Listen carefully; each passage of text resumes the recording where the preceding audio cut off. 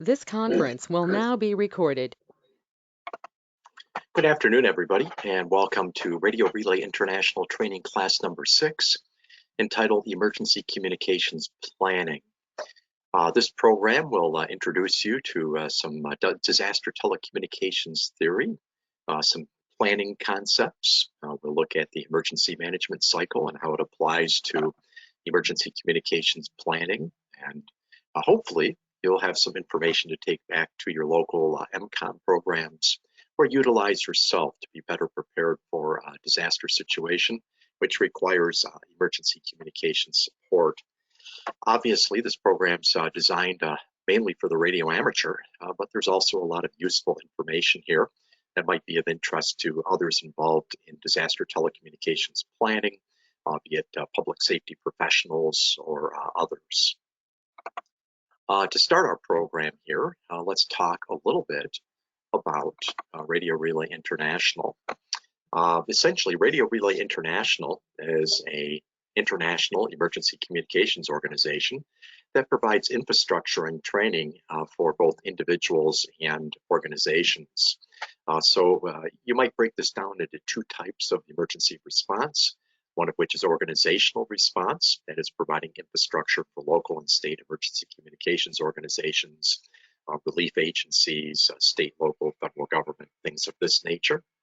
And of course, individual response, that is providing accessible infrastructure for individual radio amateurs who might be providing communications either for themselves, their neighborhood, a CERT organization, search and rescue team, things of this nature. Perhaps a bit less organized and a little more spontaneous in the latter case. But essentially, Radio Relay International is an infrastructure provider.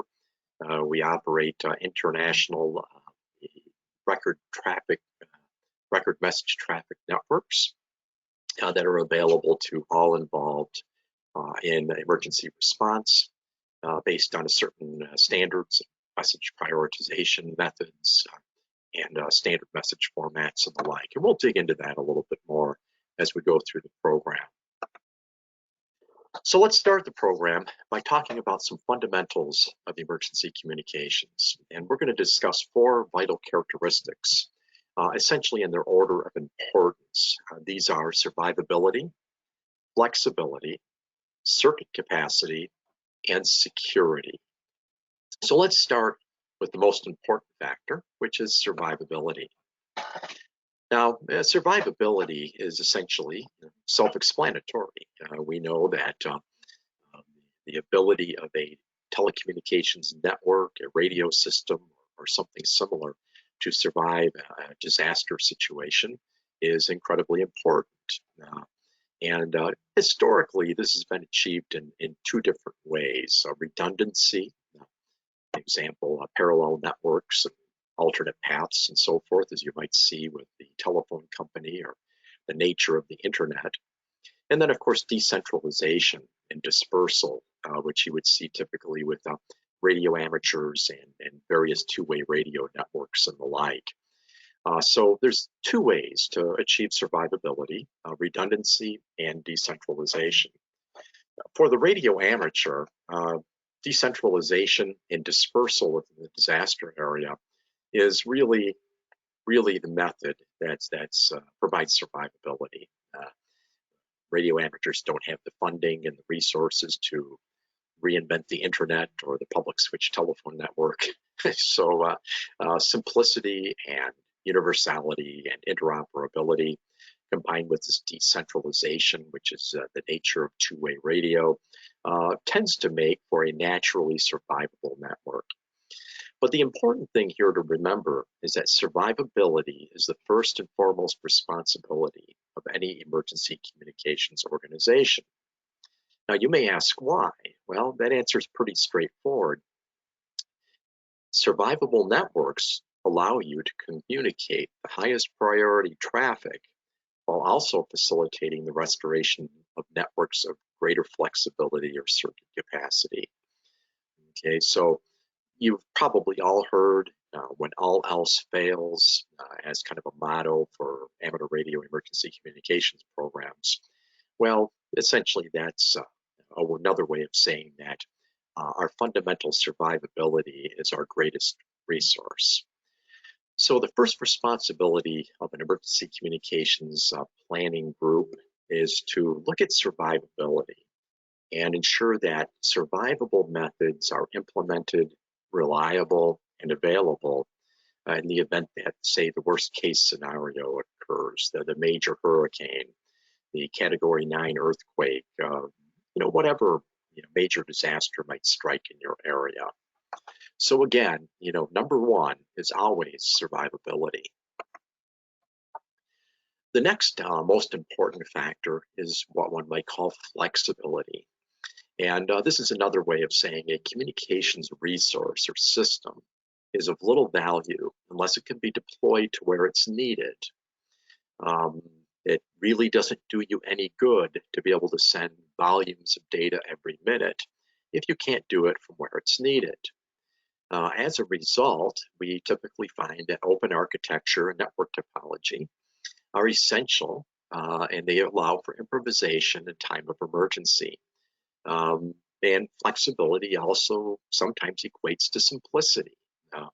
Handheld two-way radios, VHF or UHF mobile units, deployable HF tools, the man pack, the portable HF radio, etc.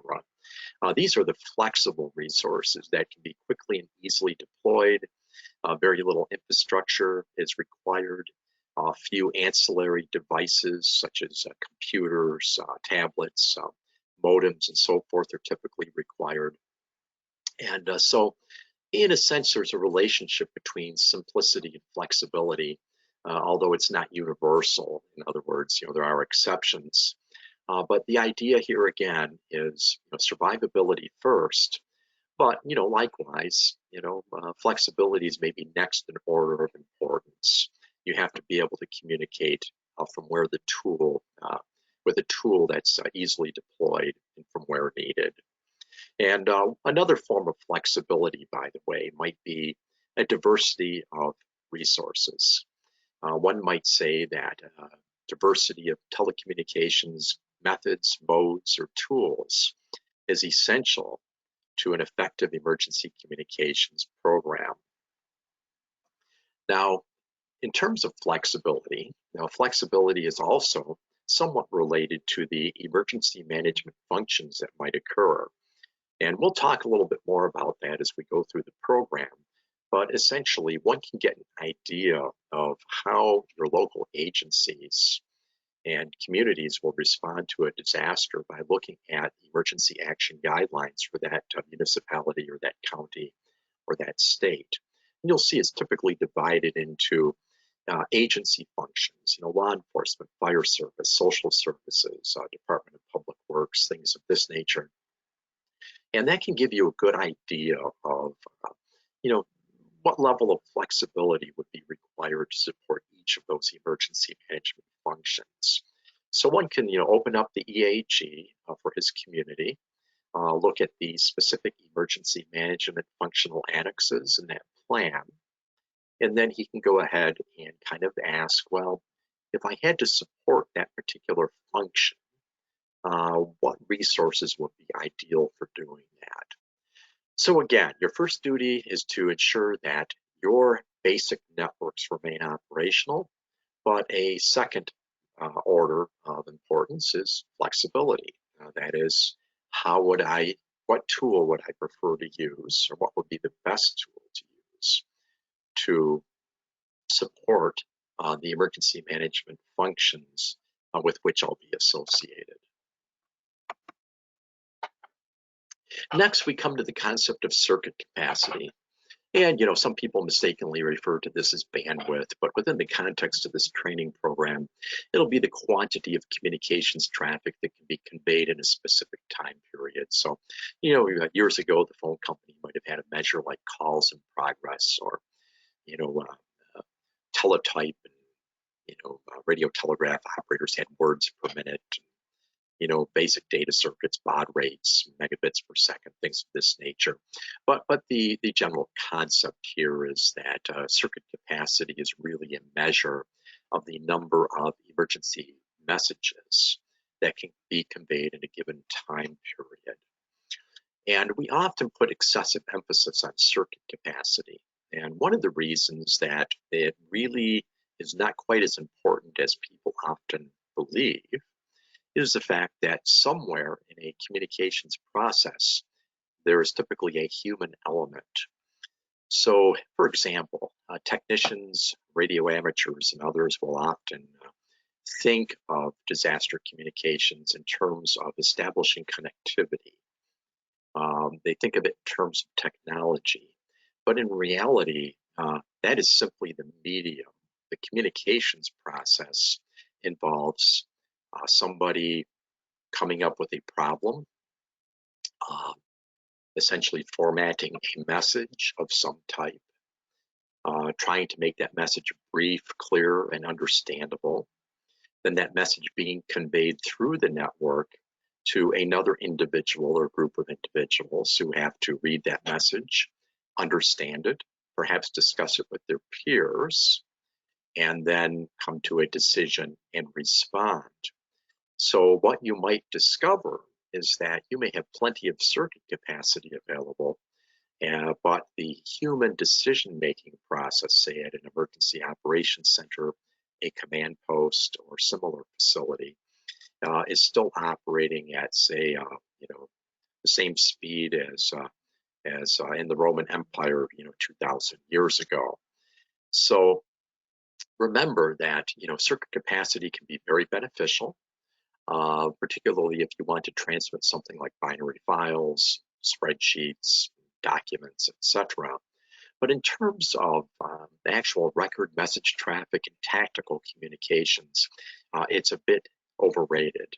And quite frankly, excessive communications traffic coming into an EOC or command post where decisions are made can actually be quite problematic.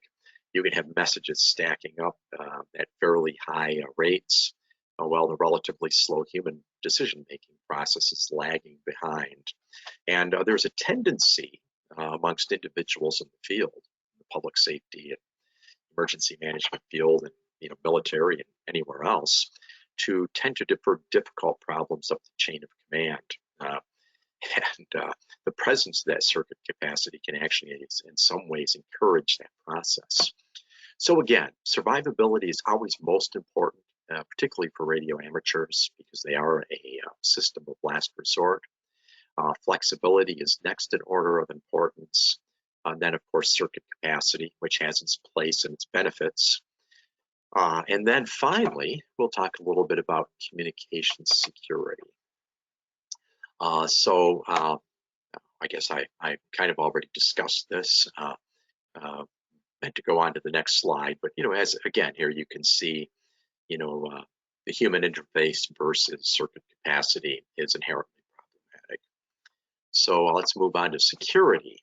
Okay, and there are really two types of security, one of which is inherent or natural security, and the other of which is designed security in a communication system. So in the case of radio amateurs, inherent security might be things like frequency management, mode specialization, etc. So, most communication security issues within the amateur radio service are going to involve concerns about media intercept, right? So your local television station or newspaper might have a scanner, and they might listen to some primary VHF or UHF amateur repeaters in time of emergency. But the odds are pretty good that they're not going to understand where to find, say, a digital circuit. They're not going to understand how to follow a radio telegraph net. They're not likely to tune around the high frequency spectrum looking for a single sideband network and so on. So, basically the variability in modes, the variability in techniques and frequencies tends to provide a certain layer of security for a lot of amateur communications. Outside of the national security environment, inherent security is usually sufficient for most of what we do.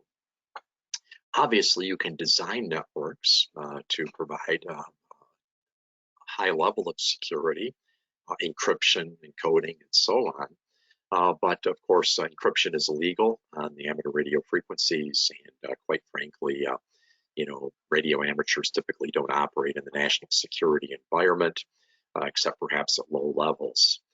So again, the point here is that security has some validity in your planning, particularly for sensitive type things, maybe like reports of the number of fatalities, capacities on a hospital network, things of that nature. But don't put a lot of emphasis on it. And really, security is your last consideration, okay? And again, easily managed typically through the nature of diversity in the amateur radio service. So again, we can look at this with this simple graphic that we designed. This is the emergency communications pyramid developed by Jim Wades here. And this basically shows the relative importance of these four characteristics. Survivability is the foundation, followed by flexibility. Next in order of importance is circuit capacity. And finally, or absolutely necessary, security. But again, looking at this, the foundation of emergency communications planning and response will always be survivability and maybe next in order, flexibility.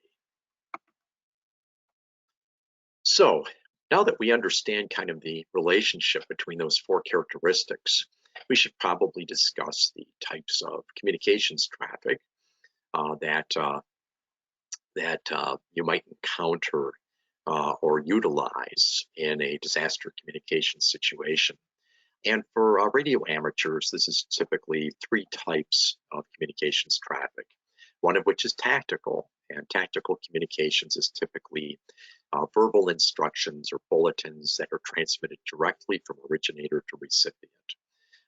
Perhaps it's an instruction to a radio amateur associated with an emergency response vehicle to go there, do this, pick up these supplies at such and such a location, and so on. And generally speaking, there's not a lot to tactical communications. The basic rules of brevity, concise communications, and so forth apply. But tactical communications is fairly natural. And, we've all heard tactical communications during various radio networks. A police dispatch is an example of a tactical communications. Unit 550, proceed to 5550 Western Avenue, domestic disturbance, et cetera, et cetera. Essentially the dispatcher is providing a direct verbal instruction to the patrol unit. Another type of communications traffic is what one might call record message traffic. And of course, this is the radiogram or the radiogram ICS 213 message. These are messages that are essentially written out. They're transmitted on behalf of third parties. They may be transferred between one or several radio networks. They may move between radio services. They may move between various talk groups. So for example, in an EOC, somebody may draft a message. He may hand it to a message router, or it may be electronically. It'll be message routed to a radio amateur who has connectivity with the addressee. And then that message is placed on a radio network where it's transmitted. Maybe it arrives at its destination and perhaps is transferred to another radio network or a public safety talk group to reach its final destination. If you are going to use record message traffic, one of the rules is it has to incorporate accountability data. In other words, to whom, at which agency, and from whom, that is the signature, from a specific individual, his agency, his authority, if you will, for making the request or providing a directive or requesting information. Or it could be just simply a welfare radiogram from a neighbor indicating that they are okay, and perhaps it's going to pass through several networks to get to the other side of the country. So again, record message traffic, think radiogram, radiogram ICS 213 messages. These are the ones that have the network management data, the date and time of origin, the place of origin, message serial number, etc. And of course, we have specialized modes. These might be the ATV circuits, APRS functions for vehicle location and tracking, the Wi-Fi mesh network deployments, things of this nature. We won't talk a lot about that in this course, but those are very good value-added services if you have the location, the personnel, and the resources to deploy them. Now, I do want to mention that Radio Relay International concentrates on record message traffic. That's our primary responsibility. We provide a system of layered telecommunications networks, voice, radio telegraph, and digital for transferring radiograms or radiogram ICS 213 messages, say regionally, nationally, or internationally. So we're designed to function as a infrastructure for record message traffic.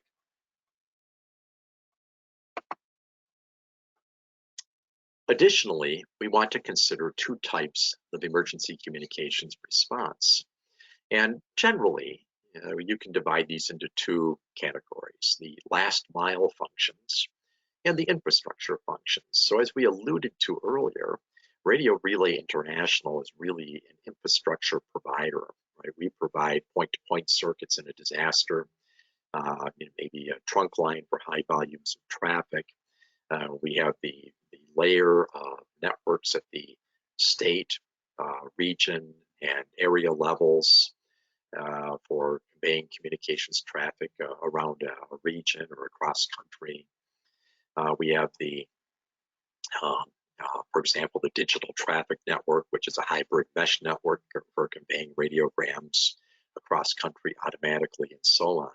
But there are other forms of infrastructure.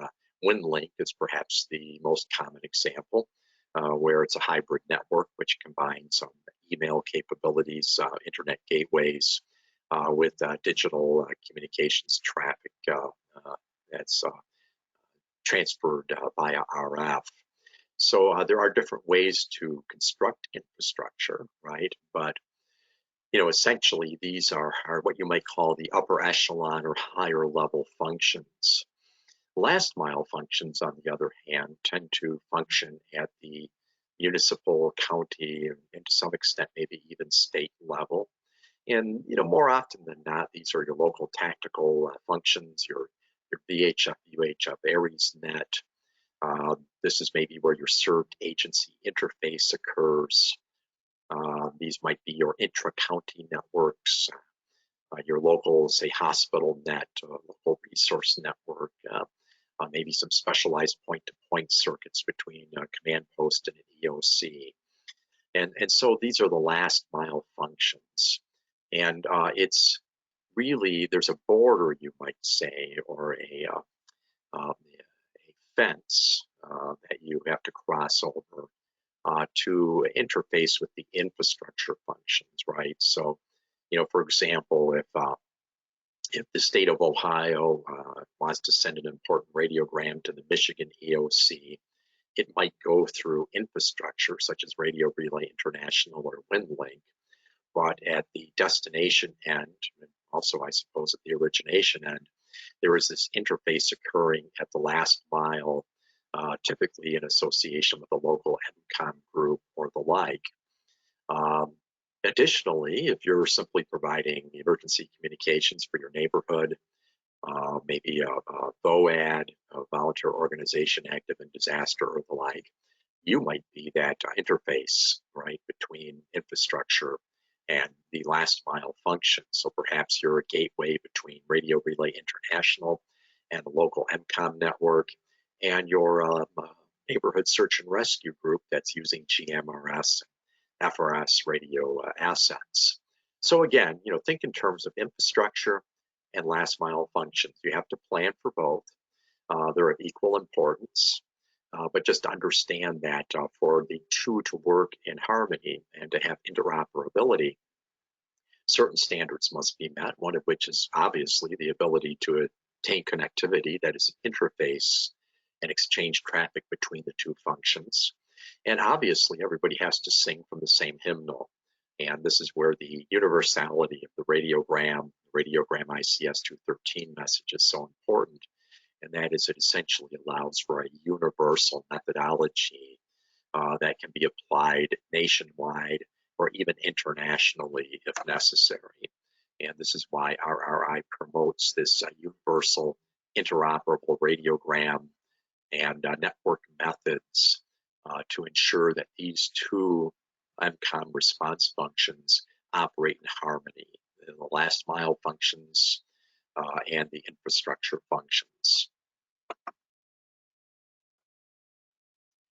Okay, so now we've discussed the four basic characteristics to consider, that is survivability, flexibility, circuit capacity, and security. We've discussed the three types of communications traffic, that is tactical, record message traffic, and of course the specialized modes. And then of course we discussed the nature of last mile versus infrastructure functions. So now within those three, let's say, three categories, that framework, we want to talk a little bit about mode selection. Okay, and what you're going to discover is that certain modes, well, perhaps I should say all modes, have both benefits and disadvantages. So for example, you might find that VHF, FM, and repeaters are simple, easily understood, easily accessed, but their circuit capacity is relatively low, and they have perhaps limited range and so forth. So you need to look at each mode, and you have to essentially ask what are its advantages and what are its disadvantages. And we do this by looking at its four basic characteristics. And we also do this by looking at its suitability for a particular emergency management function. Okay, and what you're going to discover is that some modes are ill-suited to some emergency management functions, and some modes have greater or lesser survivability and flexibility.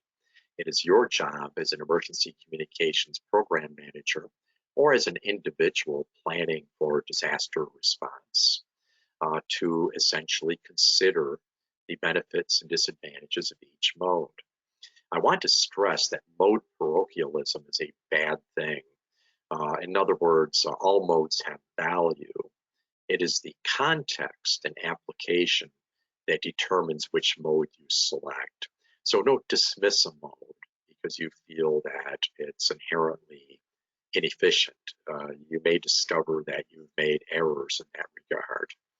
So let's look at some common examples. If you're running a Skywarn net, a weather reporting network, or you're coordinating relief agency vehicle movements, you might say, well, VHF FM is ideal.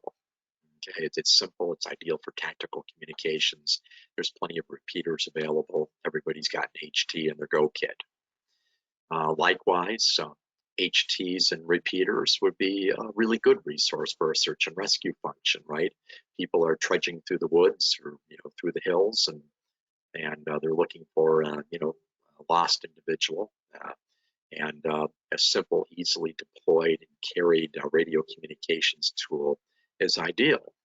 On the other hand, if I need to perhaps link several EOCs in a portion of a state together, I might choose a data communications mode. If I'm operating in an urban area, say downtown New York City or something of this nature, I might choose UHF frequencies because they have better building penetration capabilities.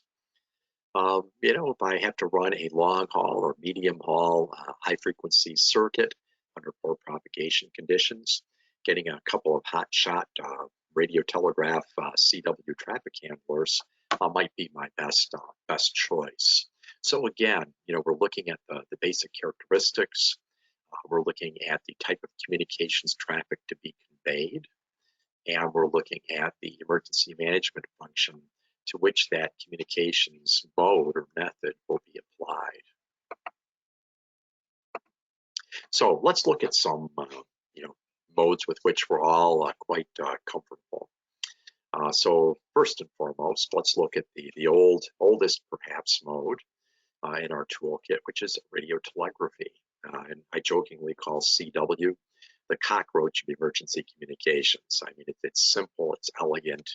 In the hands of a good, proficient operator, it's very efficient in terms of throughput.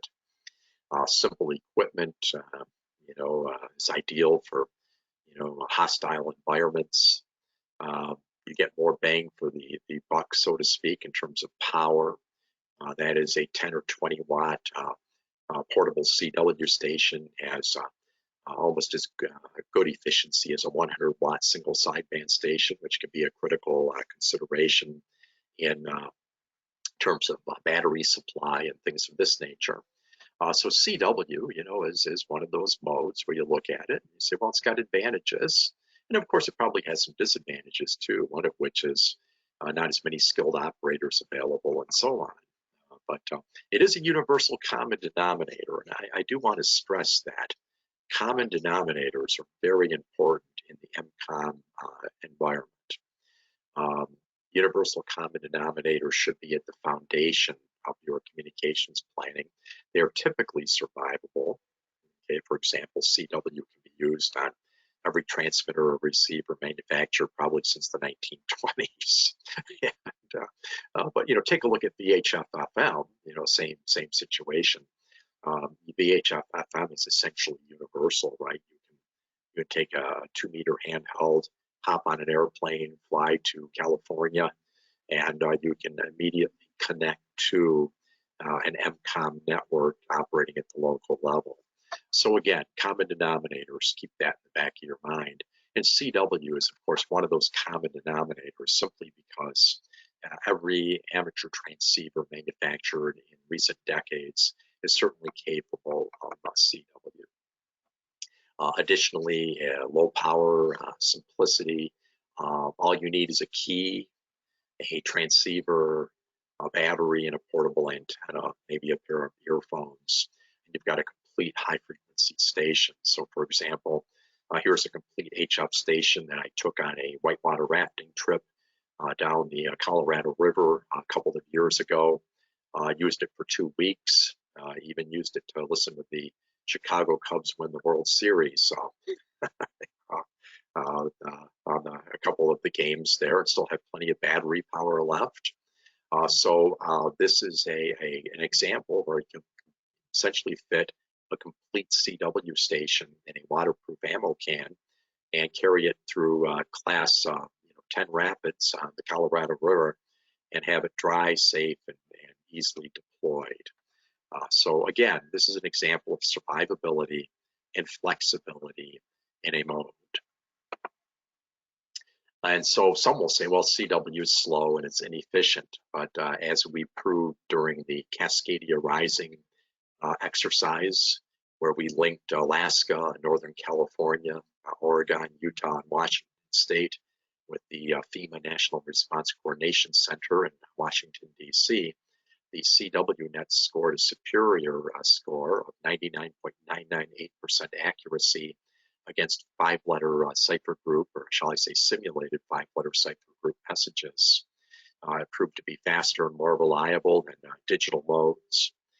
And message propagation time is measured from when a message was presented for origination in the simulated disaster area to the time it appeared in the data stream at the National Response Coordinating Center, measured roughly in the 10 to 15 minute range. And it certainly proved far more resistant to propagation anomalies than either automated digital modes or, for that matter, a single sideband, which was essentially unusable for the disaster. And of course, we saw the same thing during the Y2K rollover. I designed the communications contingency plans for the Michigan Department of Corrections in the State Emergency Management Division. And what we discovered was that CW had cleared traffic at a rate of 3.75 to 1 over high-frequency single sideband voice methods, and it cleared 4 times more messages than VHF packet radio. And this was actually done with an improvised CW station at the state EOC operating at low power with an improvised random wire antenna. Now, there's a story behind why we had to improvise, but the point being here is that even at a disadvantage, CW proved more reliable. So again, this isn't here to tell you you have to be a CW operator or that this should be your primary choice. But what I'm trying to do is illustrate the fact that you run into many radio amateurs who assume CW is slow and inefficient. But actually, when you test it in either operational or actual disaster situations, you find the opposite is true. So what I'm really talking about here is assumptions. Don't make assumptions about modes, methods, or capabilities, quite frankly, because a lot of people do, and they make bad choices when it comes to emergency communications planning because they operate on assumption and not on experience. Obviously, the go-to mode for most, at least last mile functions is voice communications. Everybody's got, every active radio amateur has a 2-meter radio. They have maybe a couple of handhelds floating around. And it's accessible, it's universal. The repeater infrastructure is quite well built out. So it's universal. And so voice modes are really, their biggest advantage is this universality, right? Anybody can do voice communications. That having been said, its accessibility can work against you. One can see this in the wide coverage independent nets that spring up on 20-meter single sideband during major hurricanes and the like, where plenty of inexperienced operators tend to gum up voice nets in time of emergency. You hear the things like, somebody checking in from North Dakota, I'm here if I'm needed. And, time wasters, you might say, circuit capacity wasters. So one of the problems you do run into with voice communications is the tendency for those who believe that no prior training or traffic handling or other development of skills is necessary to help in time of emergency. And the first thing they do is they go to maybe a 2-meter FM or a high-frequency net. They pick up the microphone and they try and be helpful. And the result is inefficiency. It's like dropping sand into the proverbial well-oiled machine. I also want to stress that one of the great advantages of particularly a 2-meter FM is its universality. Right? If you keep a 2-meter FM infrastructure, you have universal access. And what we're beginning to see a little bit is what you might call the balkanization of 2 meters. That is various digital voice protocols being deployed on 2 meters. And we're beginning to lose some of that universality. And I would challenge local MCOM planners and radio clubs to very carefully consider weighing the universality of 2-meter FM against the benefits of these digital voice modes, and perhaps consider deploying new digital voice modes to alternate bands such as 440 megahertz or the like. So keep these things in mind. Again, voice is a wonderful universal common denominator, and we need to retain the ability to use it efficiently, to handle traffic efficiently via voice. I don't think voice communications is ever going to go anywhere, just because, again, pretty much any transceiver built in the last 40 years, particularly at high frequency, is going to be capable of doing basic single sideband communications. And then, of course, we come to digital modes. So, again, looking at digital modes, we have lots of them to choose from these days. Some are very narrow bandwidth modes that offer excellent signal-to-noise ratio performance, good propagation resistance, anomaly resistance on high frequency. But, again, digital modes have their advantages, but also consider some of the disadvantages. For example, errors that are made in the human interface process. That is, you type in a message that's been given to you by a served agency, and you use the wrong nomenclature. You perhaps misread or misspell an important word or group. So there's always the garbage in, garbage out problem with the human interface. Likewise, if you're going to deploy a digital mode, say to a command post or someplace in the field, we run into the problem of being able to print hard copies of communications traffic, which can become problematic. In reality, very few first responders are going to take the time to leave their conversation or their immediate activity, walk to your radio or your tablet or your laptop and read a message before it scrolls off the screen. So you might try and deploy a printer to find out that the air is so humid and damp in the rainstorm that paper doesn't feed properly, printer jams repeatedly, and so on. So digital modes are really good. But again, understand the entire human to human communications process. You have to be able to deliver a message. You have to be able to type in a message. How fast can you type? How many messages can somebody read, etc. So understand again that there's advantages and disadvantages. Now, I do want to stress that I'm a big believer in digital methods. We need to develop them. We need to maybe come to some kind of understanding about what a baseline of communications capabilities are in the digital realm for, say, MCOM and traffic handling and the like. But the reality is they're very useful. But again, understand their advantages and disadvantages. You will find that in many cases, their biggest advantage is you can send a photo or a document. But just understand that, again, you have to deal with circuit capacity, right?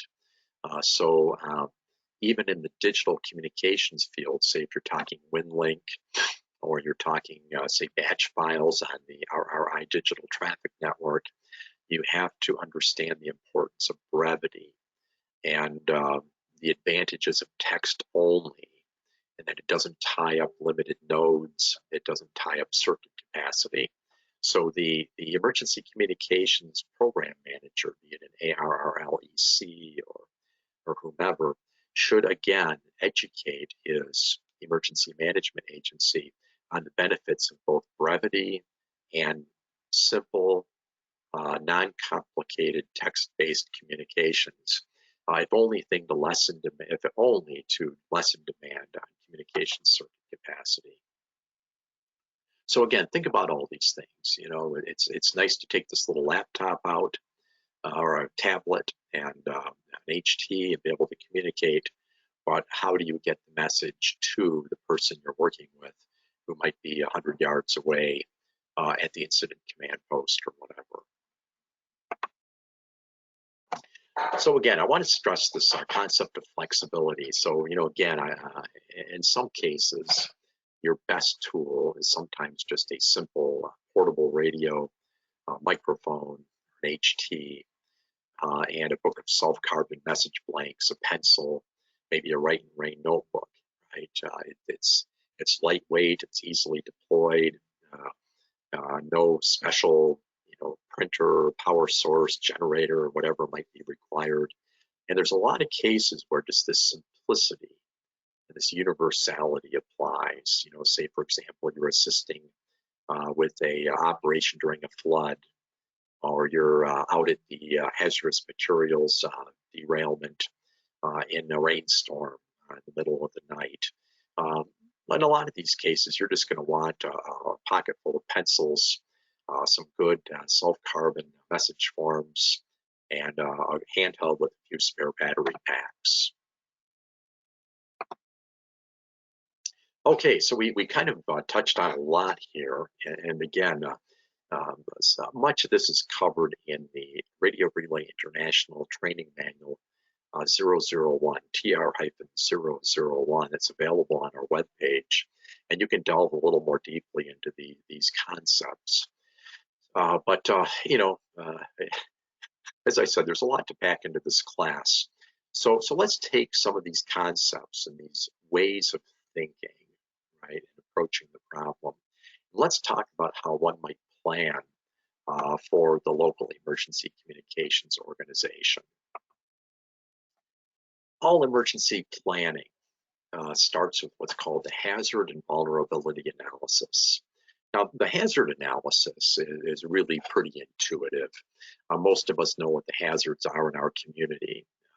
We have weather, hazards, geological hazards in some areas. If you have 3 rail lines and a couple of major interstate highways through your community, obviously hazardous materials and transportation incidents are possible. So the hazard analysis is pretty straightforward, but it is important to understand that some hazards might not be seen, right? For example, we often ignore infrastructure. The average citizen has no conception of the vast, complex infrastructure of petroleum distribution pipelines and natural gas compressor stations and,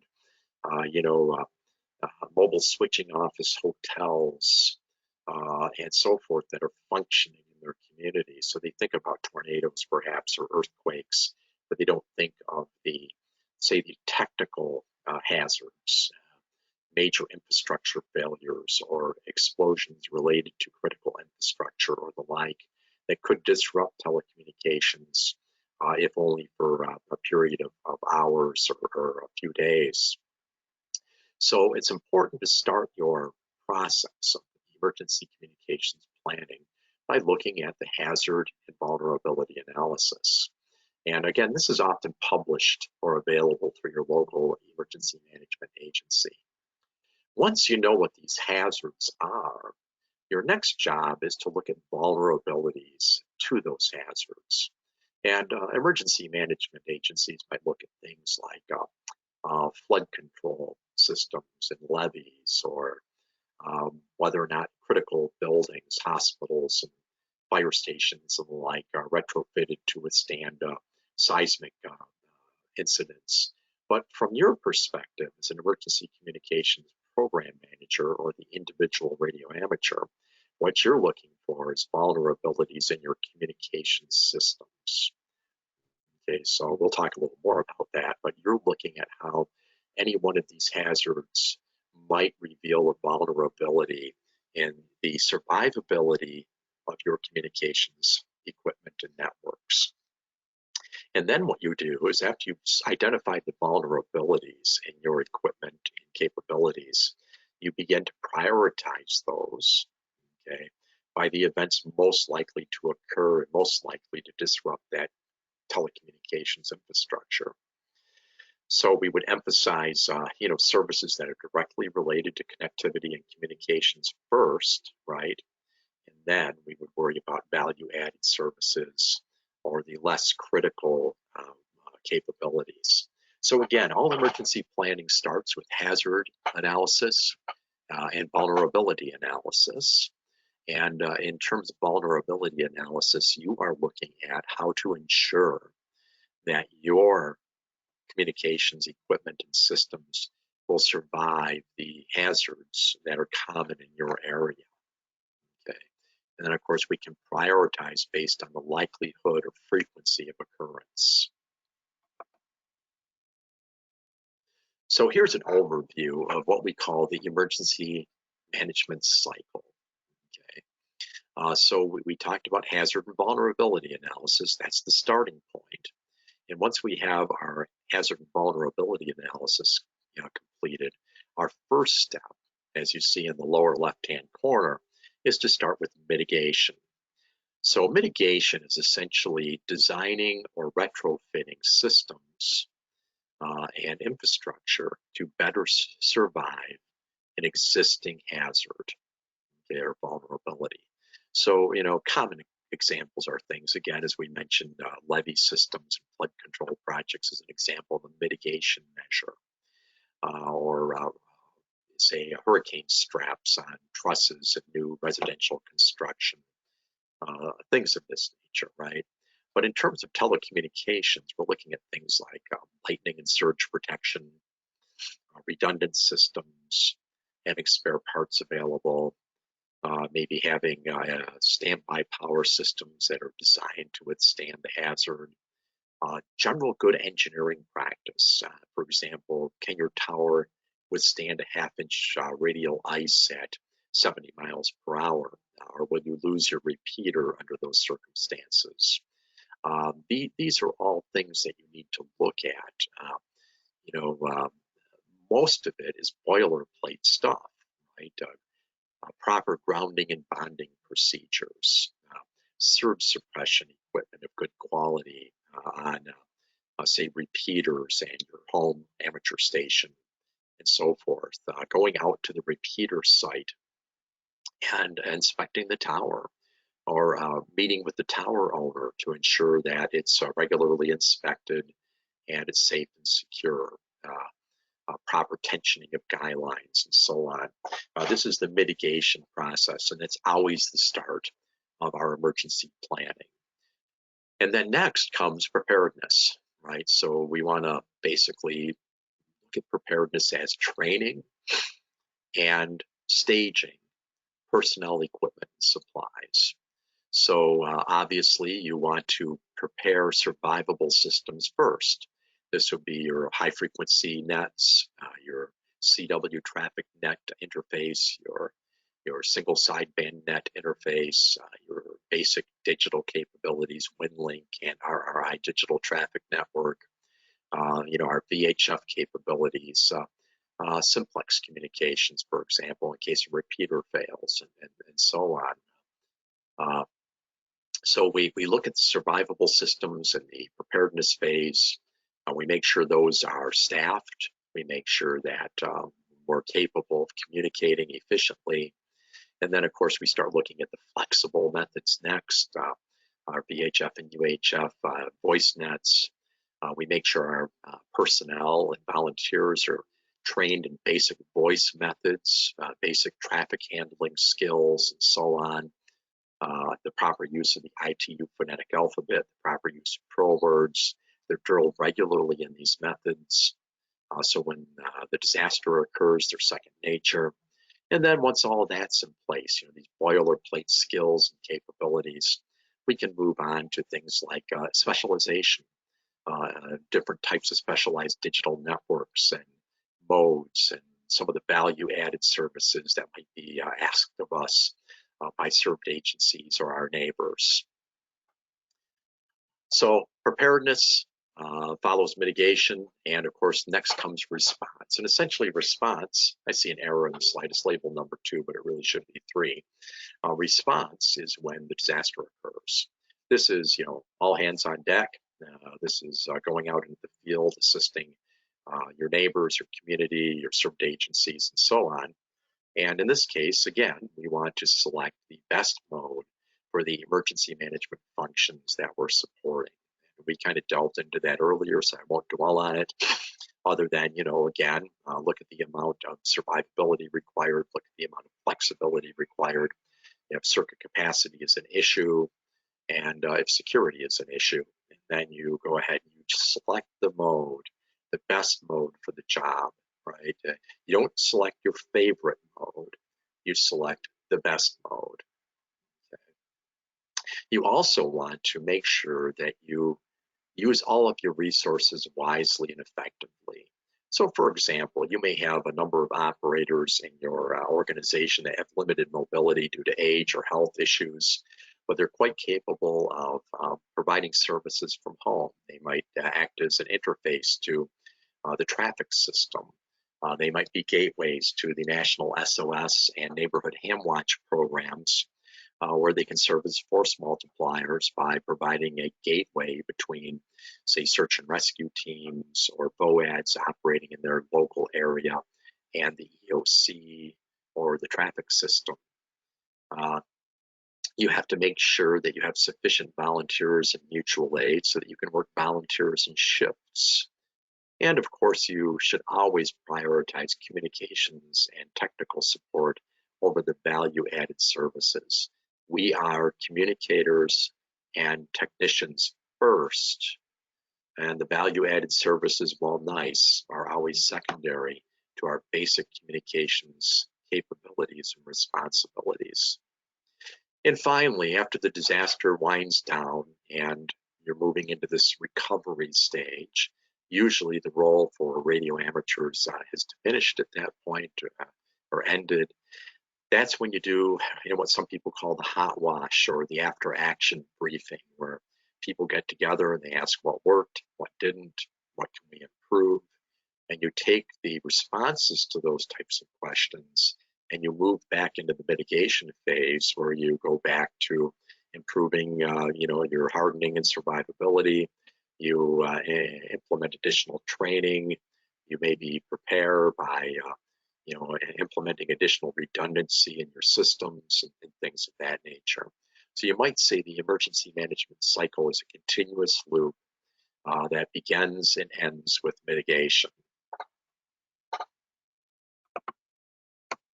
One of the best ways to really look at the emergency management cycle and your hazard and vulnerability analysis from the standpoint of emergency communications planning is to conduct a periodic tabletop exercise.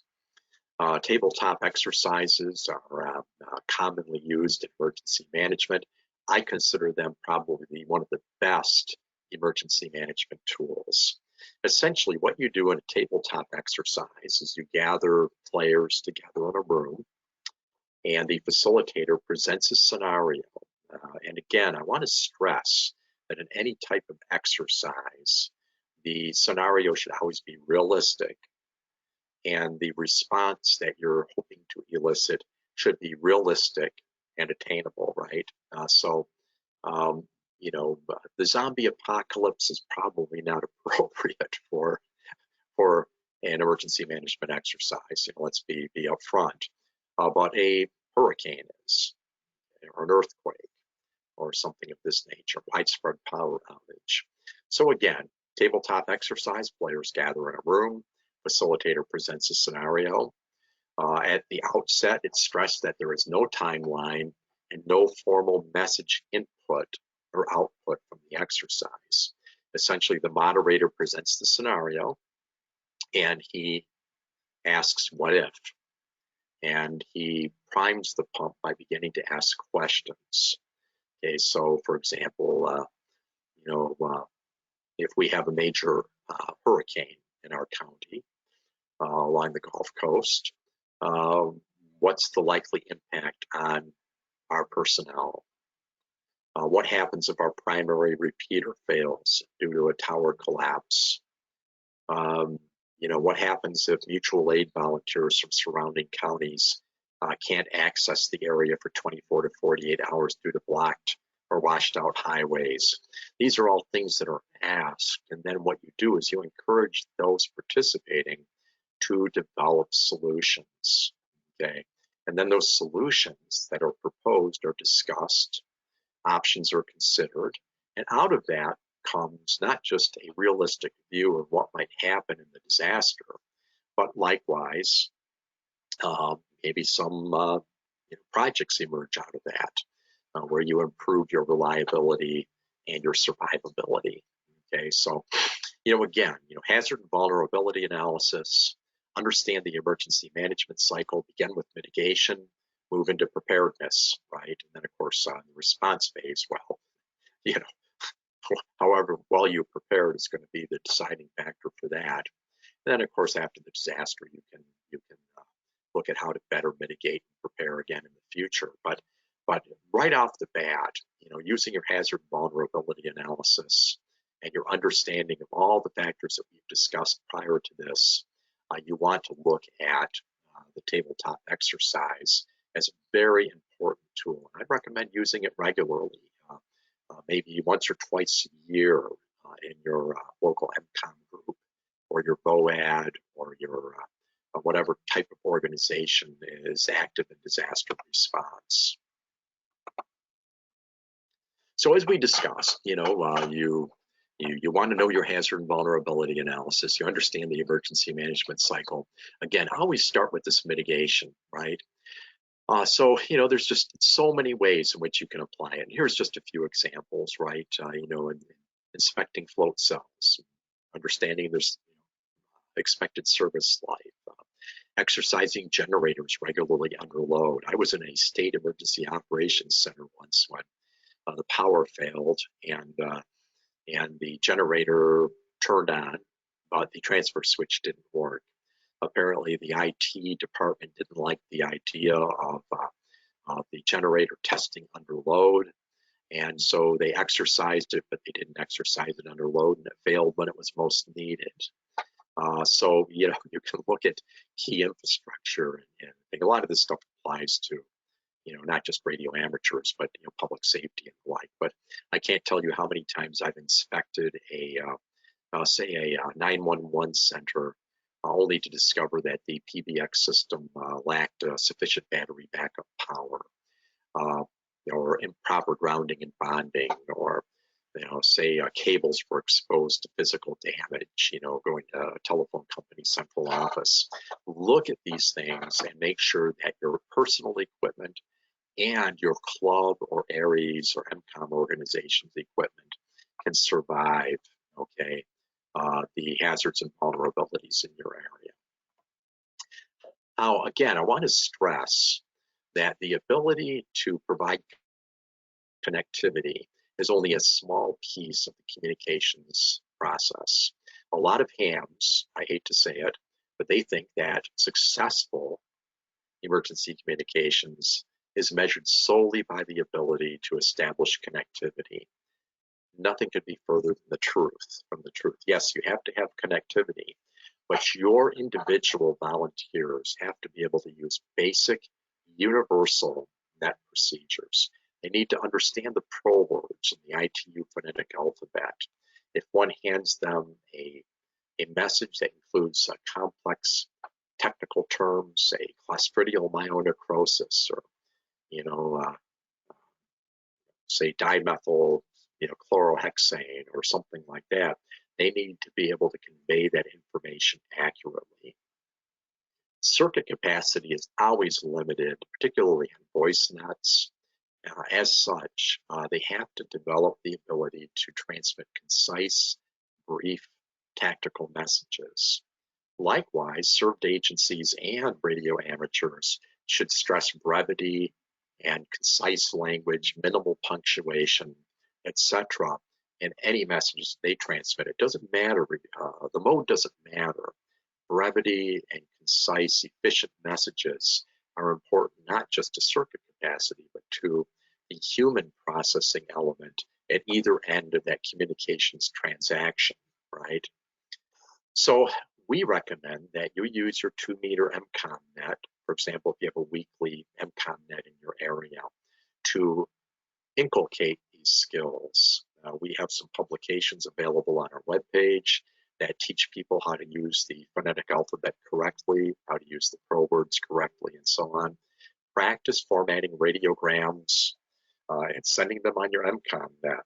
Encourage your members to get involved in traffic nets. Traffic nets are the ideal training tool for anybody involved in public service communications, whether you're doing it as an individual or whether you're doing it as an MCOM group, because they're available 7 nights a week and you're handling unfamiliar information and you have to convey third-party information accurately. It teaches you how to communicate, right? It is not so much the message content of a routine radiogram that's important. It's the skills that one develops when they transmit, receive, and deliver those radiograms. Again, I want to stress that just as every Marine is first and foremost a rifleman, MCOM volunteers, whether you're a traffic handler or an ARIES member or the like, is always first and foremost a communicator and a technician. If you want to provide value-added services like standing in front of a roadblock during a parade, or the like, that's perfectly fine, but it's second in priority to being a communicator and a technician.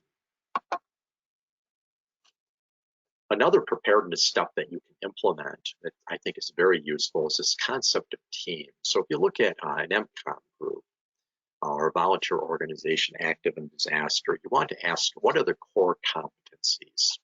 Well, we just discussed that in the last slide. The core competencies are the ability to use a radio efficiently, use the proper phonetic alphabet and pro words, format a radiogram or radiogram ICS 213 message, and transmit it efficiently and accurately.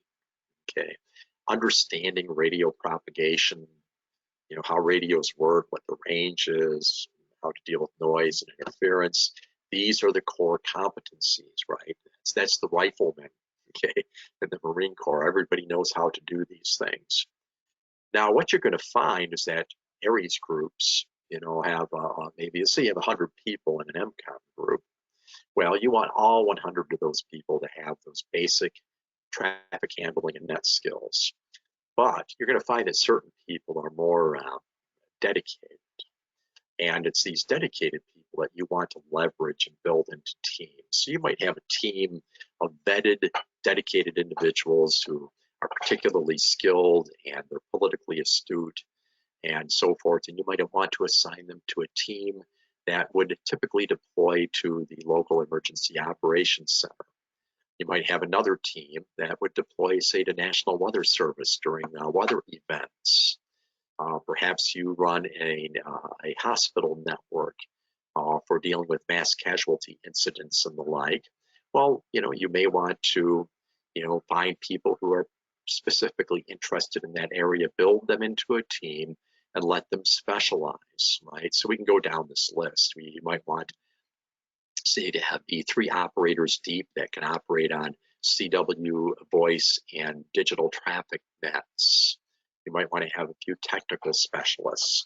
A lot of these skills exist in a larger ARES group simply because of people's careers. You might have that guy who worked for the phone company for 25 years. You might have the IT professional. You might have the retired meteorologist. You might have somebody that's got a background in emergency planning, public safety, and the like. Look for these people, okay, and build your teams for these specialized functions. So again, core competency and universality at the foundation, but above and beyond that, you can build people into teams that can be deployed for various disaster situations and are really good at doing these specific tasks. But make sure, again, that there is always an interface between the last mile and the infrastructure functions, right? So this would be your traffic nets, your wind link capability, things of that nature. I also want to stress, while we're talking about what you do with personnel, to understand and plan for limitations. So, for example, we take gasoline for granted. We simply pull up at the local service station. There's almost always gasoline available. We fill up our tank and we go on our way. In a major disaster, or even a widespread power outage that lasts maybe a day or more, you will find that gasoline becomes a very scarce commodity.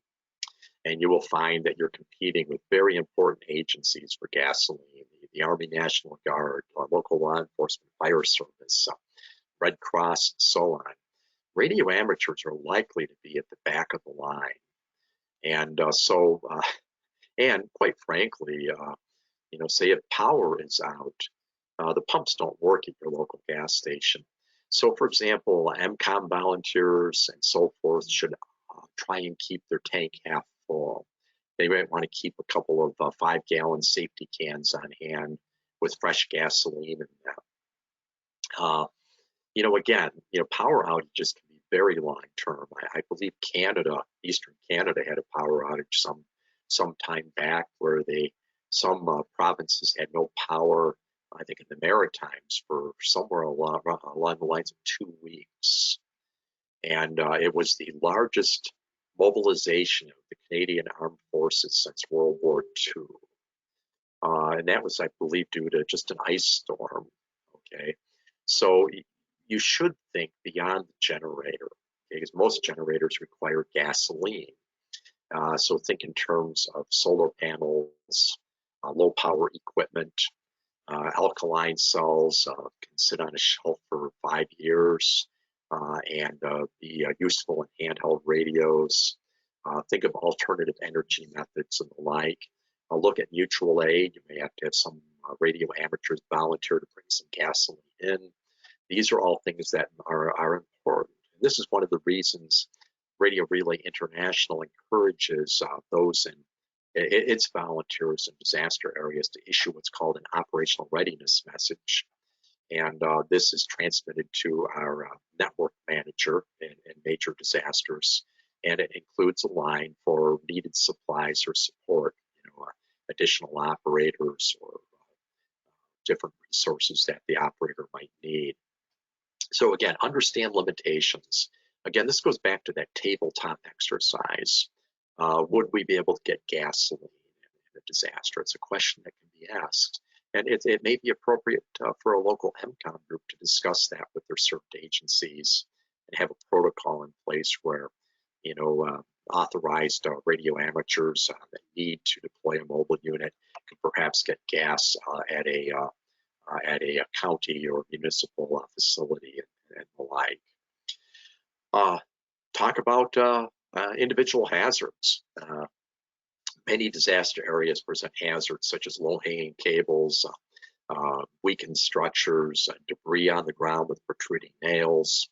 Anybody that deploys flexible communications to the field should have personal protective equipment, hard hat, heavy work gloves, some work boots, and the like. It's unwise to venture into a disaster area with a pair of sneakers and a pair of shorts. So again, all things to discuss and consider as you plan for that disaster. Likewise, we touched a couple of times on mutual aid. You should, in advance of the disaster, identify staging areas where mutual aid volunteers or even your own volunteers can support, meet, organize, and then deploy to where they're needed. These can be things like Walmart or supermarket parking lots or a school parking lot or something of that nature. Be prepared for mutual aid. If you have 100 MCOM volunteers, you may find that 30% of those volunteers are lost to direct impacts of the disaster. You might find an additional 30% beyond that have important jobs where they're called in by their employer. They work for utility companies, or they're in the medical field or the like. So expect to need mutual aid. So prepare packets for these guys when they show up at your staging area to log in and be deployed. These would be things like packets including paper maps of the area with staging areas and critical facilities marked, maybe a list of hotels in the area, key station locations identified on the maps, fire stations, important police posts, where the EOC is, and so on. Provide them with a quantity of message blanks, radiogram and radiogram ICS 213 forms, and some pencils and a small pencil sharpener. So they show up with their radio equipment when you give them a packet containing the critical data that they're going to need as they move around the county to assist your MCOM group in its disaster response. Likewise, discuss and resolve any identification and access issues with your served agencies before the disaster occurs. If you're relying on MCOM volunteers from an adjacent county to come in and help you, you better make sure that their identification is accepted and that this is understood by the emergency management agency before the disaster occurs. And again, general rule, the individual radio amateur can take the initiative in all of these areas by putting this stuff together for himself too, ensuring that he's prepared, ensuring that he's got a go bag, which stresses not just technology, but personal preparedness. And of course, that he's got things like gasoline and food and medications on hand that he might need to deploy. And finally, I want to talk about value-added services. Again, I want to stress that radio amateurs are communications and technical specialists first, right? It's nice if you want to take classes in hazardous materials awareness, or bomb awareness, or counterterrorism. These things seem to be sexy to some MCOM volunteers, but you're really a communicator and a technical specialist first. So there's nothing wrong with providing a value-added service, passing out the sandwiches in association with the Salvation Army or the Red Cross, or helping set up the Red Cross shelter by carrying cots in and doing things of this nature. So again, nothing wrong with this, provided the radio amateur understands that his first and foremost responsibility is communications and technical skills. And you have to be careful to ensure that your MCOM organization does not morph into an emergency management volunteer program where the volunteers simply provide their own radios, right? So again, don't discourage the value-added services, but put the value-added services in the proper perspective and prioritize them accordingly. And remember, you can burn volunteers out by using them for things that really aren't part of their training and their mission. And this is often called mission creep, right? Where the original mission, which is emergency communications and technical skills, begins to morph into things that the volunteer really didn't sign up for. And now that you know some of this stuff, obviously you want to create and publish some MCOM guidelines. And I want to stress that if you're going to put together an emergency communications plan for your county or your state, it has to be done in a collaborative manner. Stakeholder input is absolutely essential. And I'll go so far as to say that an emergency communications plan written in a vacuum will fail. Okay, I want to repeat that. An emergency communications plan written in a vacuum will fail. We've often seen this with amateur radio organizations where they take kind of a top-down directive type attitude, and they issue policies and create programs without reaching out into the grassroots of their constituency. And what happens is you essentially get kicked back. People say, "No, I'm not going to play. You didn't ask me, so I'm not going to play." And this applies whether you're the county emergency manager who has to put together emergency action guidelines. You better do it by sitting down with the chiefs of police and the fire chiefs, other stakeholders, or they're just going to tell you to, go jump on a lake. So in terms of amateur radio emergency communications, absolutely create a plan, but do it in a collaborative manner. In the plan, first outline those functions that are common to all disasters. So these are things like alert and notification, the initial coordination functions, what frequency, primary, secondary, or tertiary frequency, does a volunteer go to indicate that he's available for intake and assignment? What facilities are staffed in any disaster, say, for example, the county EOC, et cetera, et cetera. And then, create guidelines for each hazard or vulnerability. In other words, facilities that are staffed for a weather event may be different than those that are staffed in a hurricane. Define the universal message formats for reporting functions, right? If you look at the Radio Relay National Emergency Communications Response Plan, you'll see there's a standard format for operational readiness reports, for sit reps, situational awareness reports, for weather data reporting, and so on. Try and harmonize reporting methods and formats with existing standards. Again, we're looking for interoperability and universality. We want a message to be able to pass between radio networks, between MCON groups, between individuals. Okay? And that's why the radiogram is so important, is simply because of the universality. That's why the ITU phonetic alphabet is so important, so that complex terminology can be conveyed between any two radio amateurs. Okay? And then, of course, provide appendices for reference data. These might be frequency lists, telephone numbers for EOC message routers, served agency facility addresses, critical contact information, and so on. And then, of course, you can develop unique standard operating guidelines for specialized functions. Okay, and these may be defined by team, or they may be defined by function. So you may have a traffic system interface team. You might have an NWS team, et cetera, as we discussed earlier.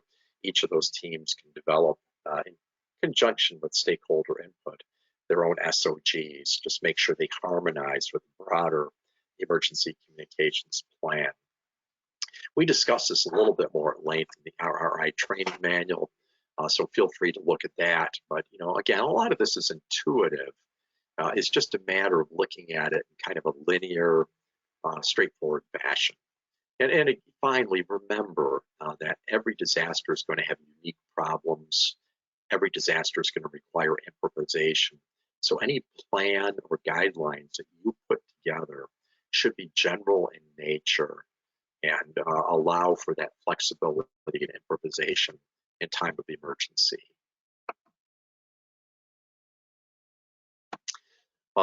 In terms of the response functions, we do want to stress the concept of network layering or subdividing networks by emergency management function.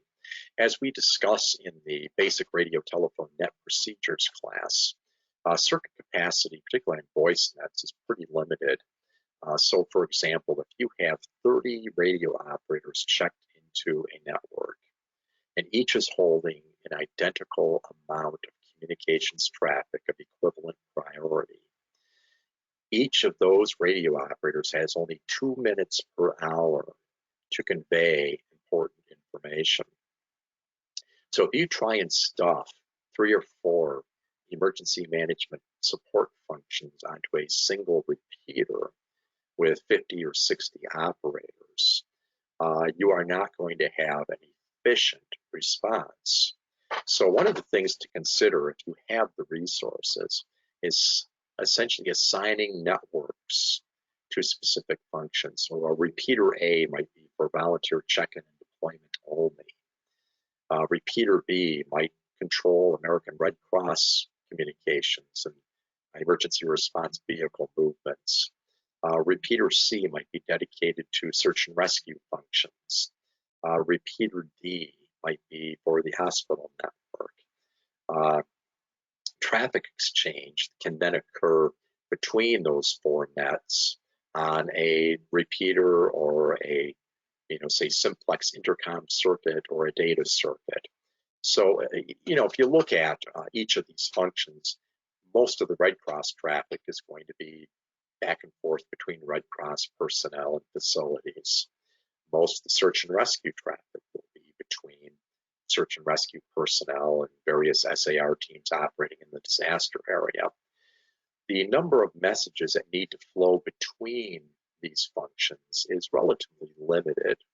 So you can use a traffic exchange network where somebody can take that traffic from a dedicated emergency management function network specific to that function and move it to the traffic exchange network.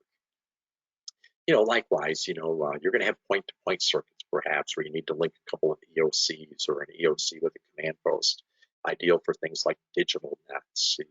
You might need a link with the state EOC, ideal job for a traffic network. You might want to originate health and welfare messages from from shelters, ideal for digital traffic network or the traffic system. You can, again, this is just an example. You can look at this and kind of customize it to your own needs, your own plan, how you envision a disaster occurring. But understand that a radio network can only support so many people, right? And if you try and stuff everything onto a single net, you're asking for a lot of inefficiency and, quite frankly, mission failure. So look at how you can allocate different frequencies, different repeaters, different modes to different emergency management functions. And again, don't overlook existing infrastructure. I mean, you look at the number of traffic nets in the United States, okay, Canada. Any of those traffic nets can be activated to provide additional infrastructure.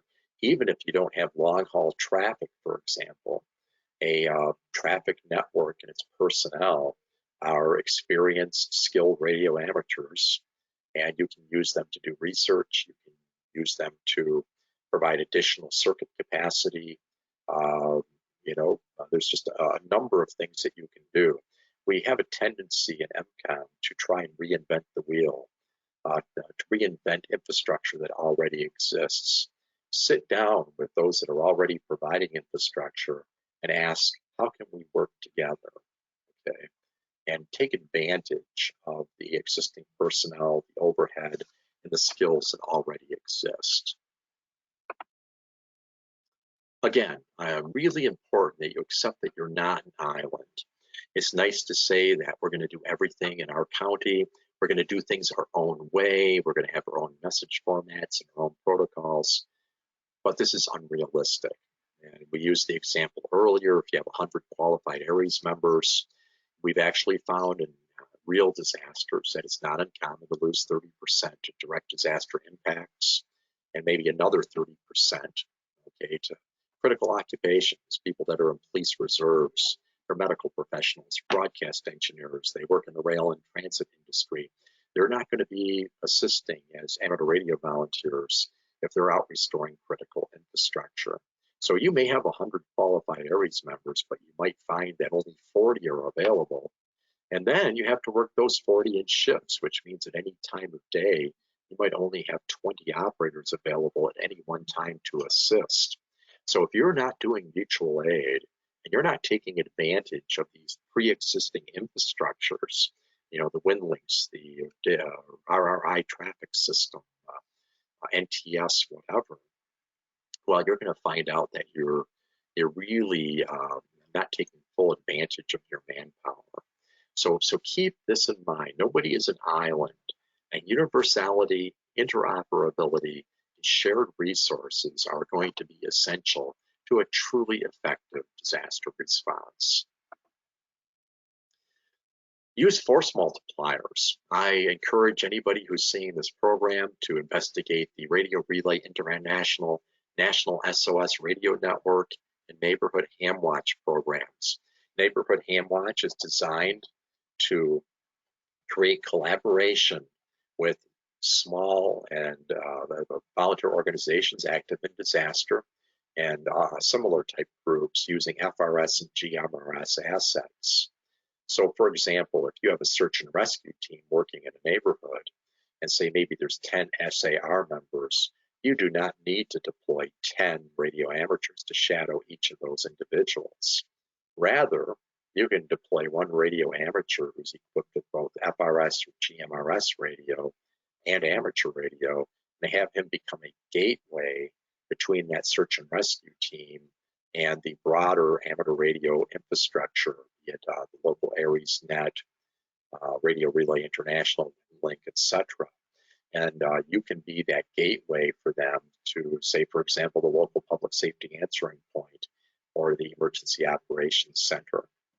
So you have many groups out there that are quite capable of using FRS and GMRS radios. And the idea is that you can support them often with a radio amateur who's operating from his home or from a mobile unit. And you don't have to have as many people deployed in the field.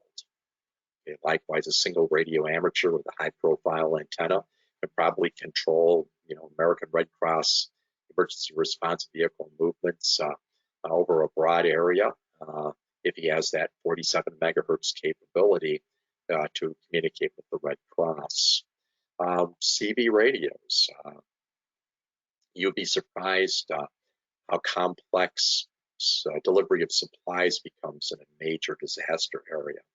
You will have truck drivers on Channel 19 trying to find out what roads are open, where to deliver supplies, things of this nature.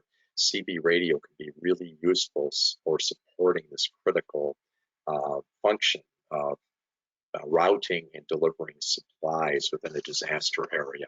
So the idea here is that we're not, as Alan Thompson of the El Dorado Amateur Radio Club said, we're not experts in amateur radio. We are experts in radio communications, and we shouldn't dismiss these other radio resources with which we can interface and provide gateway services, and in so doing, use them as force multipliers. Okay, so look into implementing a neighborhood AmWatch program. Look into National SOS Radio Network, information of which for which is available on the Radio Relay International webpage.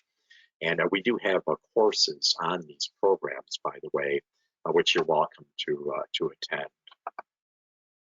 So this is an example of a neighborhood AmWatch function in which FRS radios are used by, say, a small VOAD in a limited area, and the radio amateur communicates with the VOAD on FRS, and then he becomes the gateway to the EOC, the 911 center, an HF gateway for originating, say, for example, health and welfare traffic or messages that are destined for medium or long haul locations. Okay. So again, one radio amateur here is perhaps supporting 6 SAR teams operating in a community. And again, we'll dig into that in the National SOS and Neighborhood AmWatch training program. And again, I do want to stress, don't reinvent the wheel. Nets require overhead. Nets require volunteers. If you have existing infrastructure that you can use, say, for example, your state single sideband traffic networks, your state CW traffic networks, the digital traffic network, things of this nature, take advantage of those resources. Sit down with the people who are active in those organizations already and see how they will interface with you, and maybe some non-traditional uses as well, that you can take advantage of their connectivity and their tools. Define those operational requirements. Okay, talk about how you would activate things of that nature. Too many ARES groups try to reinvent the wheel by creating their own networks where one already exists. It's a much better solution to sit down with the net that already exists and seek cooperation and consensus, and that universality and interoperability that allows you to leverage additional resources. If you've ever been in a real disaster, you will learn that manpower, I guess the modern term would be staffing, is really critical. Again, don't overlook your emergency exercise cycle. Orientation. Every volunteer that comes into your MCOM group, or your VOAD, or whatever, should have an orientation and a training process. Drills. Drills are those weekly ARES or MCOM nets. Quite frankly, the routine traffic net is the equivalent of a drill. This is the process of formatting messages, transmitting messages accurately, receiving them, transcribing them, delivering them, and so on. Every local MCOM net, every traffic net is essentially an emergency exercise drill. Okay. We discussed the tabletop. I consider it the best value in all of the emergency exercises. Beyond the tabletop, most exercises that you'll encounter will be those conducted by certain agencies. These are the functional and tabletop exercises. where you actually handle message traffic against a timeline, either with or without field deployment. And these are important too. But without the prior steps, the orientation, the training, the drills, and the tabletop exercise, you will not function well in these important functional and full-scale exercises where you step into the sandbox, you play nicely with local community organizations. I do want to stress that any exercise you participate in should be realistic, attainable, and measurable. It is not enough to establish conductivity. One must test the entire process. And by the way, Radio Relay International has a course entitled Emergency Exercise Design, where we go through how to design an emergency communications exercise that will test your capabilities in this realistic, attainable, and measurable way. Finally, I guess, or we're pretty close to the end, I want to stress again that brevity is the soul of emergency communications. Don't go hat in hand to those you serve in your community. Be honest and open with them and explain the cost-benefit analysis for amateur radio emergency communications. Explain the nature and limitations of your networks. For example, explain to them that our networks are very survivable and very flexible, but in exchange for that survivability and flexibility, it is expected that any communications we convey will be brief, okay, concise, and in a standard radiogram or similar format, okay. Properly presented and properly explained, a served agency will intuitively understand that you have unique characteristics and unique limitations. And one of the requirements, if you truly want to achieve interoperability and universality and that survivability, okay, is brevity in all message traffic, minimal punctuation, case insensitivity, brief, concise terminology. That needs to be explained to all who would be originating communications traffic in time of emergency. And always remember that your customers, be it your next door neighbors or your local public safety organization, a message that they originate may be transferred between modes or even between radio services. So a message may start its journey on WinLink, for example, but at its destination, it may be taken off of WinLink and it has to be put on a public safety talk group over voice to reach its destination. So if you originate a complex digital, or I should say a complex wordy message with lots of punctuation, etc., via WinLink, okay, understand that it's possible that that message may be at its destination area. To reach that last mile, it might have to be taken off of WinLink and then conveyed by voice over a telephone or a two-way radio network or public safety, communication system to its addressee. And so the idea is that a radio message should be able to pass between any type of network, whether it's last mile to destination, CW, voice, or data. Now, if you have an absolute assurance that you have digital point-to-point, and there's not going to be any situation that's going to arise where you need to transfer between radio services and modes, well then, you have a lot more flexibility. But again, our goal here is universality and interoperability. Okay? So, another way of looking at this is, we don't want to live in the past, right? But we also aren't in the business of reinventing the internet or cellular mobile data networks. We don't have the money or resources to do so. What we're doing is we're leveraging the benefits of our natural dispersal and decentralization, our universality and our simplicity, and we're making that available as a survivable and flexible communications network to serve our communities in time of need. It's not our job to reinvent AT&T, Verizon, or the like. We can't do it, even if we wanted to try. Finally, a little bit of humor. I would like to present the urination theory. Okay, and I developed this for a telecommunications a workshop, or maybe it was a field operations workshop that I developed for the Michigan State Police Emergency Management Division some years ago. And the urination theory is really both humorous but quite instructive. So, as an illustration, if we take two, say, schnauzers, two male schnauzers, and we put them in a new territory, we will watch as they walk around, and the first dog will urinate on an object and say, "This is my territory." And the next dog, sure enough, will walk up right behind him and do the same and say, "No, this is my territory." And this is a wonderful analogy for how both served agencies and radio amateurs sometimes behave in the emergency response environment, okay, where you have multiple agencies, multiple organizations involved.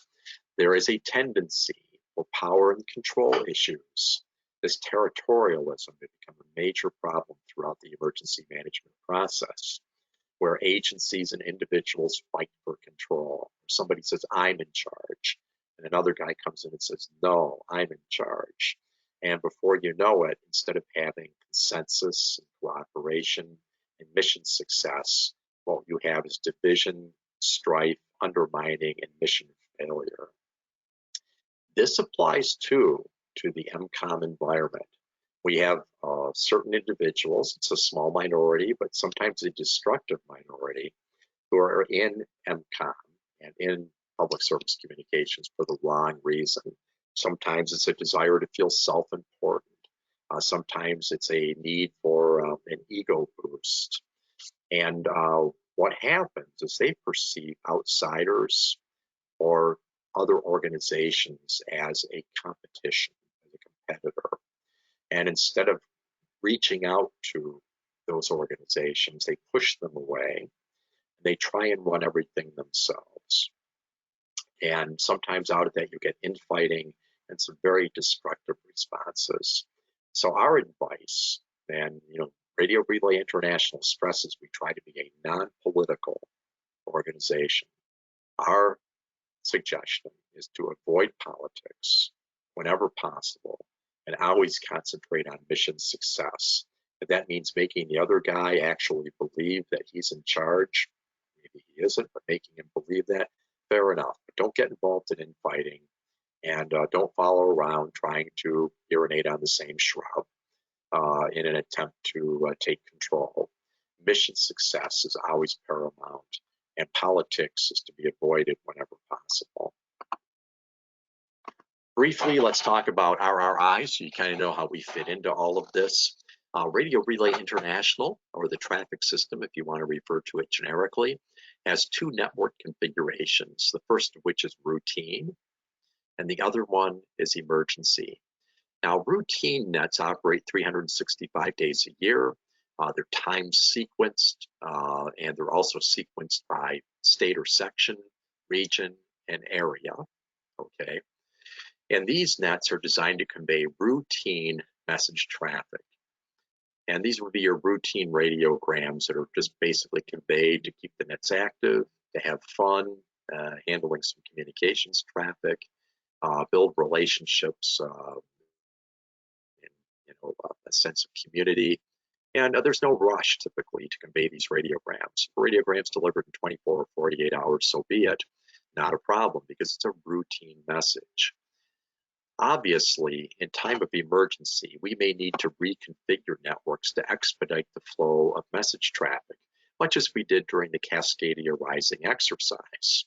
So these would be your specialized routings, special net activations, the implementation of point-to-point circuits or trunk lines, and other processes as established and defined in the National Emergency Communications Response Plan. Okay, so what you see is the day-to-day traffic system may not be exactly how traffic flows or how the system functions in time of emergency.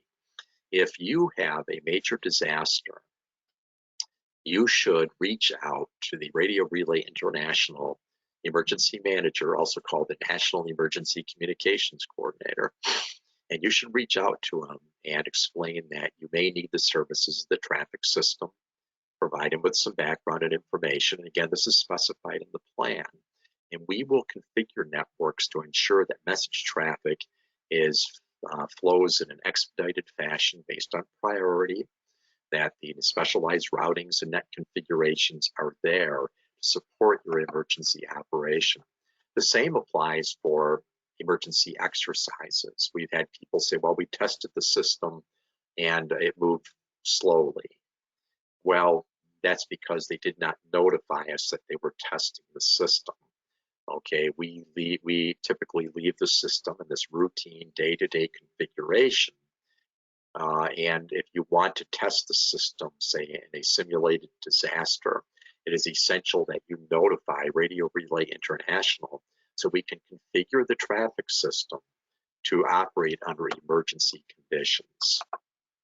And so we will do things like issue a mode frequency matrix. We might define specific states or sections as targets for certain types of specific messages, operational readiness reports, situational awareness reports. We may assign our CRAC inter-area traffic network operators to provide high volume point-to-point circuits across the country. We may change the frequency or increase the frequency at which digital traffic stations connect and download traffic throughout the country. We may increase the frequency of downloads between DTN and WinLink liaison stations. So there's a variety of steps that we implement in emergency configuration. So, you can look at the response plan, but, we're going to go into emergency activation if so requested. We have provisions for operational readiness reports, so we can construct a spreadsheet that gives an indication of those locations where we have connectivity, what agencies we have connectivity to, what local MCOM networks we have connectivity to, and so forth. We may implement requests for situational awareness reports, weather observations, a whole bunch of things. But the OPRED reports, I think, are the most important because we typically assign a network manager. The network manager collects these operational readiness reports. And basically, an operational readiness report will tell where the participating station is located, what local and state traffic and MCOM nets he's connected to, what agencies he can deliver messages to, and so on. And it allows us to answer questions like, can you get a message to Washington County, Oregon Emergency Management? And we can look and say, yes, we have connectivity, and this is the nets through which we'll route it. We'll make sure that it gets there promptly. So this is the idea of planning, right? And this is the idea of having an emergency response configuration. So our national response plan is a general outline of how we might respond, but we will customize that based on the nature of the disaster, and we can dynamically change and adjust it as necessary. So again, if you plan to use the traffic system either for an exercise or for an emergency, you need to notify Radio Relay International, okay, so we can implement or activate our national response plan. And what we've found is that there is a role for both digital, automated digital, our digital traffic network, and our manual mode net structure. Our manual mode net structure is actually very flexible when in emergency configuration. People handling communications traffic get immediate feedback on throughput, on message content, on delivery, and they have that ability to intuitively improvise to get that message through the last mile of connectivity. So our manual mode net structure is very relevant, whether it uses CW or voice, okay? And of course, our digital traffic network is also very relevant but for different reasons. So again, we're not going to dig into this because we cover this in our Intro to the Traffic System program. But again, I want to stress routine configuration. You can see that nets are sequenced according to time and traffic flow. Okay, this works great for routine radiograms, but it is not ideal for emergency operations. So we need to essentially modify this structure here in order to respond to a disaster communication system. So we might use the point-to-point circuits between areas. There's a whole bunch of different things we can do, and I'm not going to dig into it in this class. But I would encourage you, if you're interested in how the traffic system works, to attend the Radio Relay International class entitled Introduction to the Traffic System. So we kind of talked about this, kind of got ahead of myself a little bit, but again, the idea is that we're scalable. We can modify network configurations to provide the best efficiency in time of emergency, and this process has been proven very reliable in multiple disasters. We talked a little bit about this. Again, digital traffic network is entirely automated through the infrastructure. The exception being the digital traffic station function, which is designed to provide interoperability with, say, state or local digital networks and voice and CW circuits. Again, for the digital traffic network and emergency configuration, we might do things like turn directional antennas toward the disaster area. We might change the download and connect frequencies to better expedite communications traffic. We might ask that a sysop or an attendant is present at key hubs and gateways to ensure reliable connectivity is occurring, that traffic isn't delayed, and so on, right? So again, routine versus emergency configuration. And this is an example of the arrangement we used for Cascadia Rising, where it was all priority injects. They went directly into the inter-area traffic network, moved across country to the NTS Eastern area at the time, and then through the EPA section for delivery and injection into the FEMA National Response Coordination Center data stream. So it was all RF from point of origination to point of delivery, which was one of the requirements of the exercise. So as you can see, we didn't inject them into the routine RRI NTS net cycle.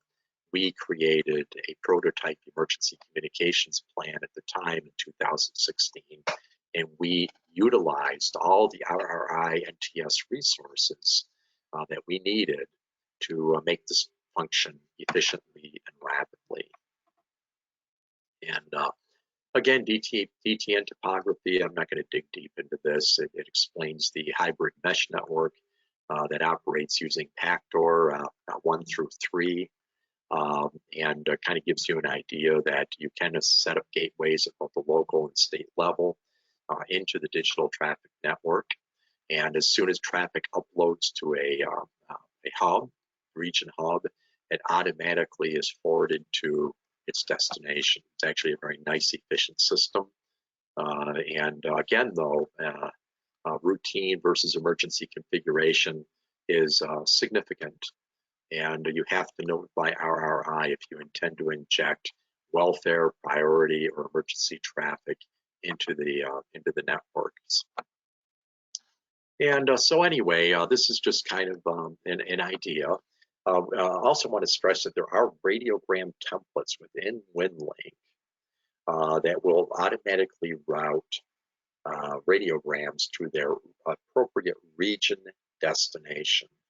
Okay, and again, there is a process here, and it's very important that you notify RRI if you plan to originate basically welfare, priority, or emergency traffic via this WinLink template method, because we have to configure region functions to accommodate and expedite that flow of emergency traffic at the region level, region and state section level.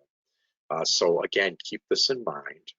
We tested this process, by the way, during a recent U.S. Navy medical system exercise in Southern California, and we had excellent results.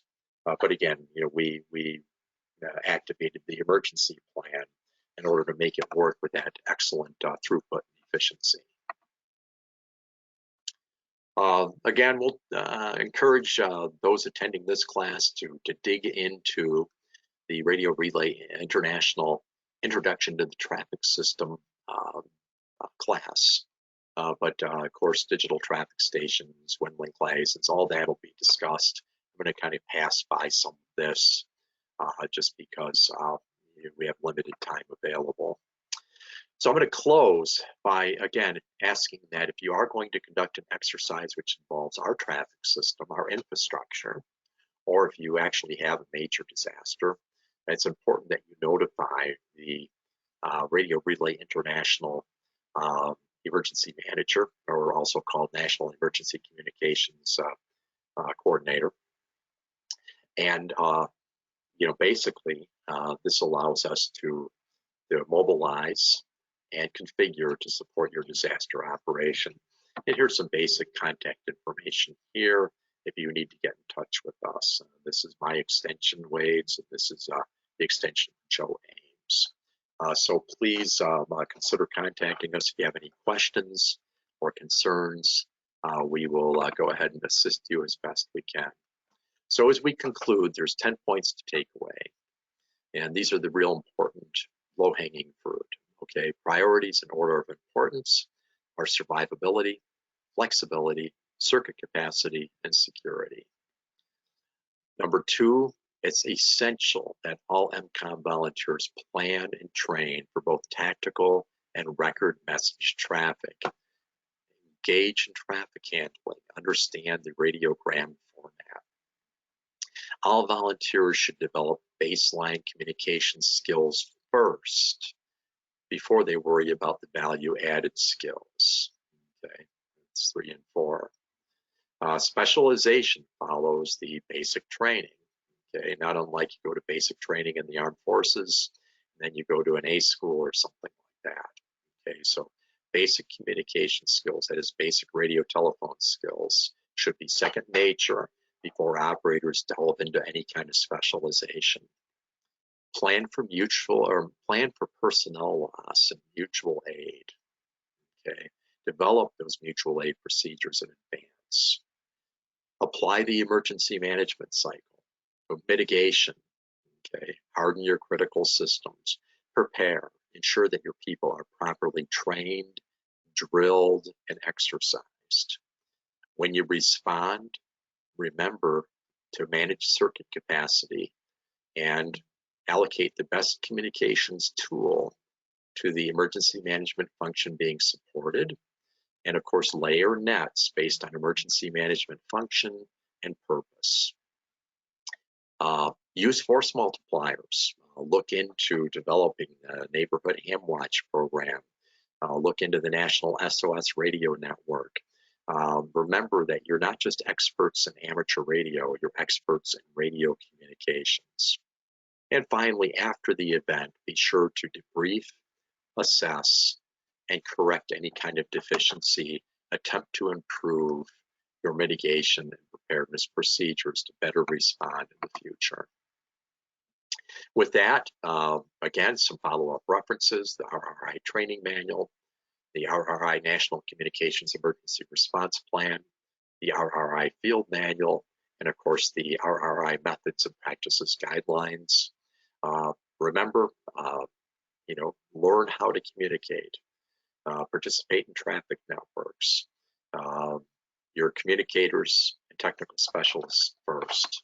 And with that, we'd like to thank everybody for participating today. And it's been a good program, and we really, really appreciate your time here and your investment in the training class. And contact me via email if you have any questions, and we will be posting this online for future reference as well. Thank you, everybody. This is Jim Wades, National Emergency Communications Coordinator for Radio Relay International. saying 73, and thank you for your time.